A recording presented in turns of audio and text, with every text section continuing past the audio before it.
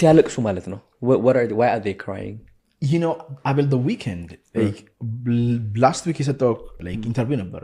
and he was saying like the music industry they want you to feel really really sad they really do እንድታዝን ይፈልጋሉ በጣም ማለት and look my guy Ross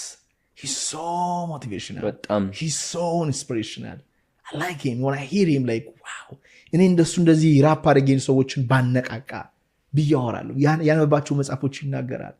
ጌሙን ይናገራል ሳንድ አልበም አውቶ ፍላት እንደሆነ እና አሁን ማልቲሚሊየነር እንደሆነ አሁን ማኒፌስት እንዳደረገ you know like he truly inspires me art processን ይናገራል writer block ይናገራል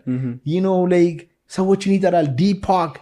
the alchemist he's aware and Lauryn Hill ታውቃታለህ ይለካል እሰማቸው ነበረ Lauryn Hill አውቃታል ድምጿ በጣም ነው የሚጣፍጠው ደስ የሚል ድምጽ አላት yes she's a good musician also